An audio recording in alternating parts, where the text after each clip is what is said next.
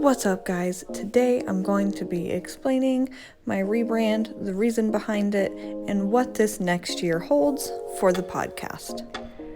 Hey guys, so you might have noticed that things look a little bit different with the podcast, and some of you might have noticed that I have actually changed the name as well. Today, the day that this episode is released on the 25th, is the 1-year anniversary of my podcast. And it's really interesting to me because even whenever I started it, I wasn't really sure if I would stick with it.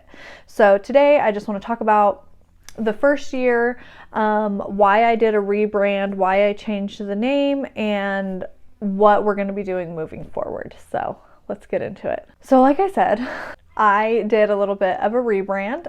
It's not terribly different, but you'll notice that I took out the parenting. I started as the Paradigm Shift Parenting podcast, and I switched it to the Paradigm Shifting podcast. The reason why I did that was because whenever I started my Instagram and even the podcast, I started it with the intention of speaking about parenting specifically because I'm really passionate about the relationships that we have with our children as mothers. But through the course of my content creation, through the course of the podcast, and just growing a little bit more, I just realized how much it's not so much about the parenting.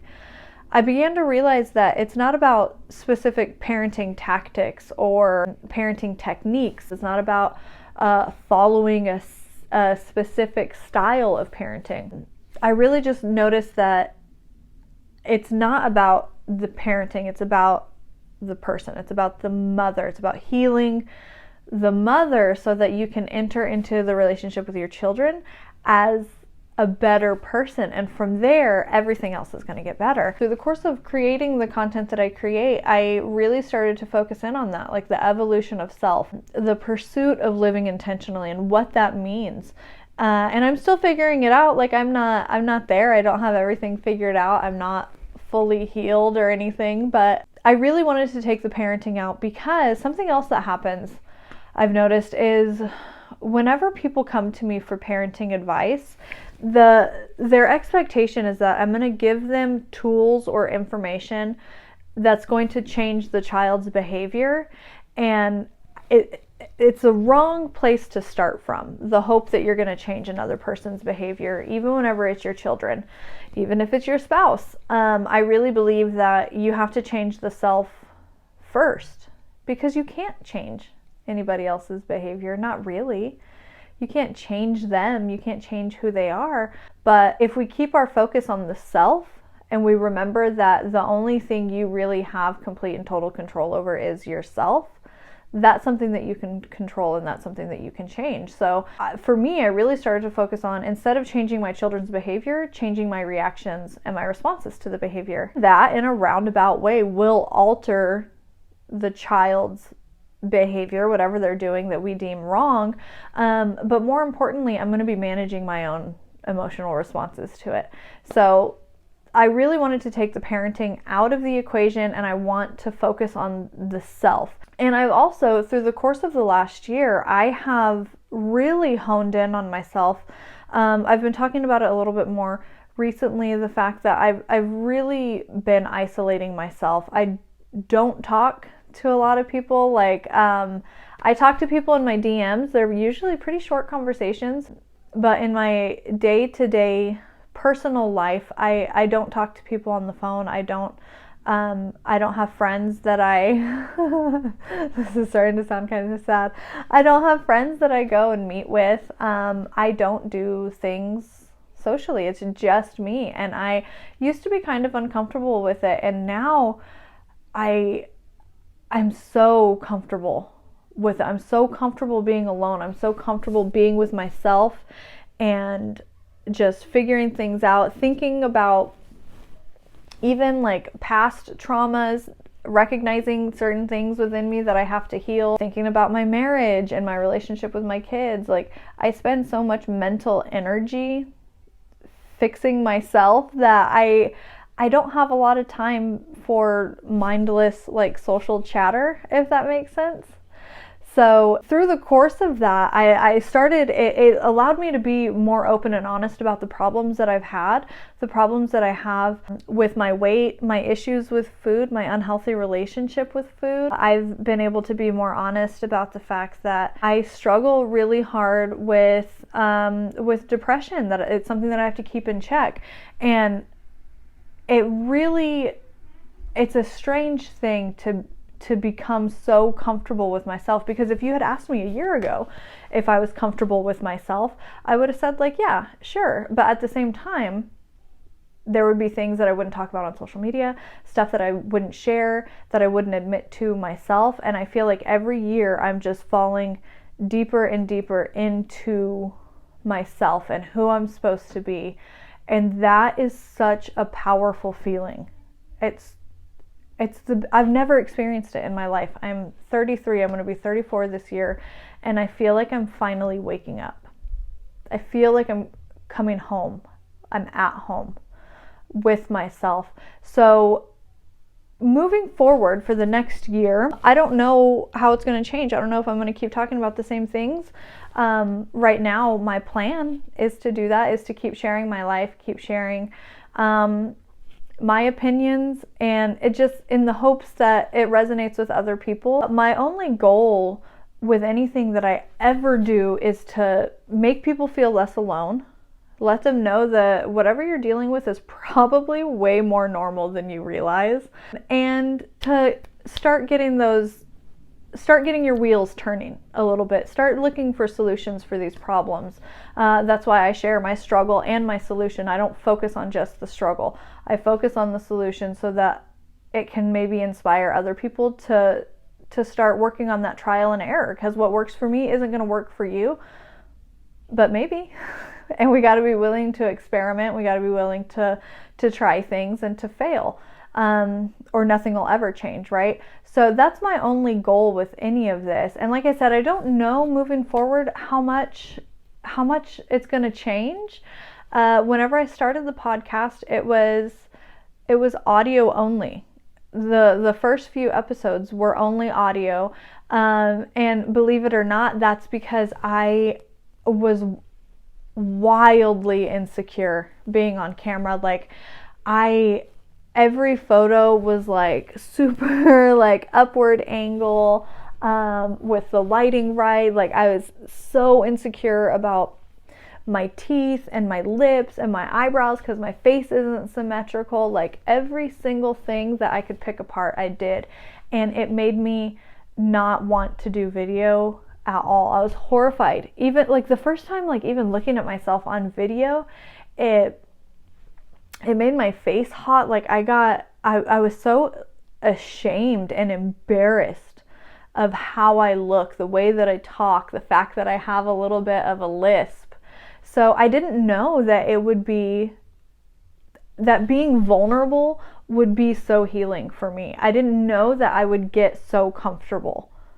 I thought that I would start doing video and I would just, I don't know, magically look better. I didn't think that I would just get more comfortable and be okay with how I look. Like I thought I would just make myself look better somehow and then I would be okay. I didn't know that the opposite would happen, that I would first become comfortable with how I look, and then make changes to look better. So that's been really, really interesting. I'm going to keep doing video. I'm going to keep growing the YouTube channel. I'm going to keep doing the audio podcast. I'm going to keep posting in my stories.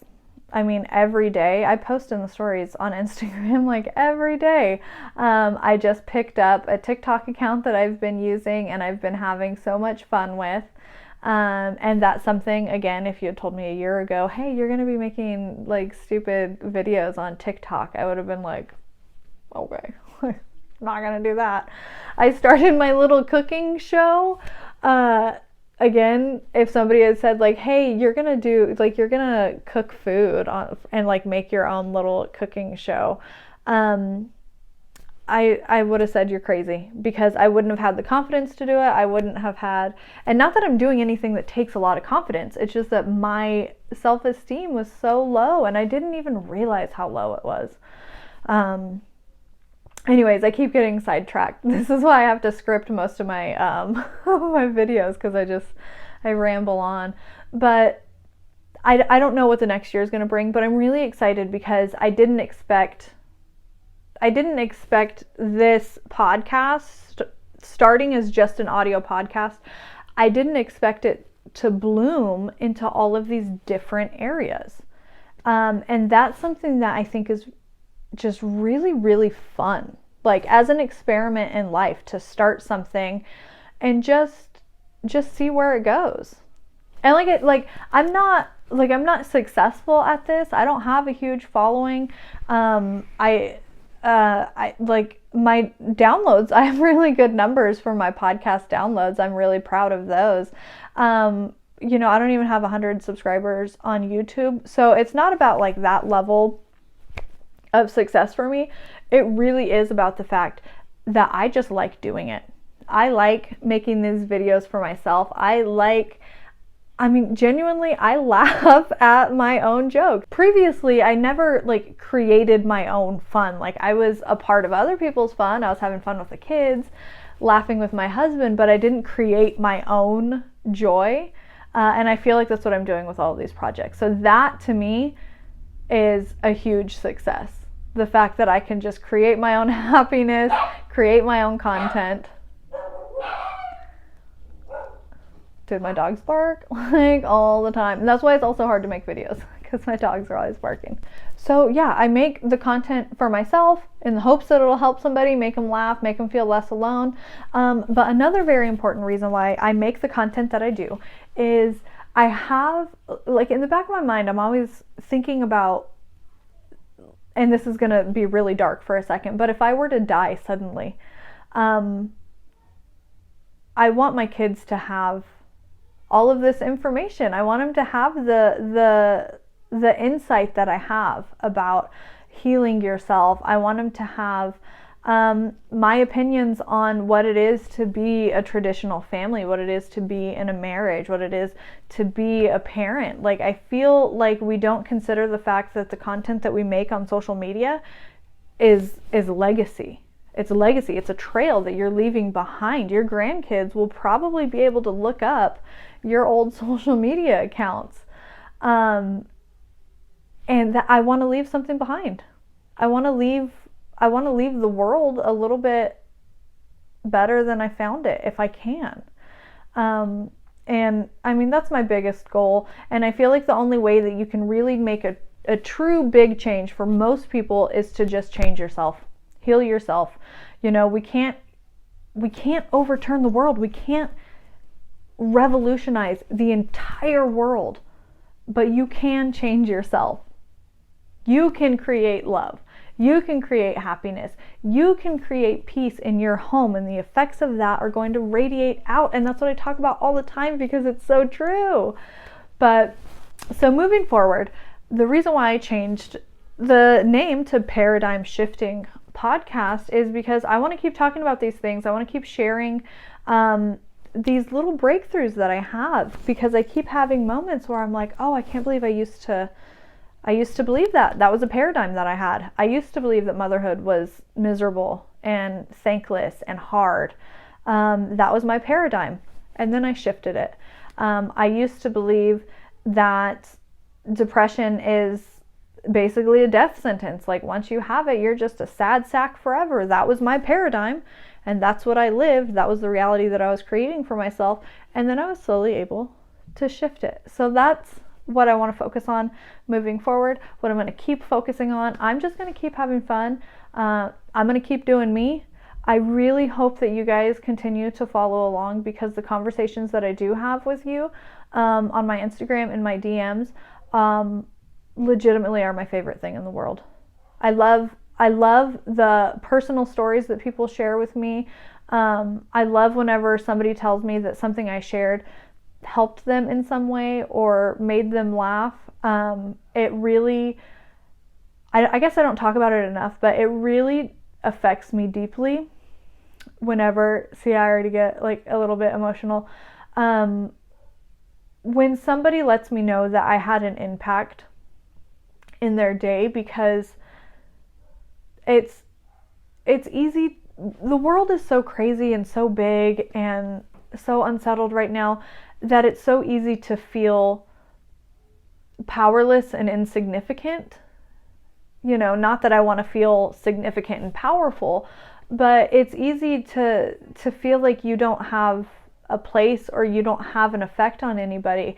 But what I have been shown over this last year is that someone as small as me, as simple as me, with the smallest following that I have, but I have dozens and dozens of messages from people who have shared their secrets with me, who have let me into their lives in the intimate, ickier, more difficult parts of their lives. And I have no words. Like, it's huge. The fact that we just forget how much influence we can have over people. And that's why I want to just focus on being as good of an influence as I can, an honest influence, for whoever wants to listen.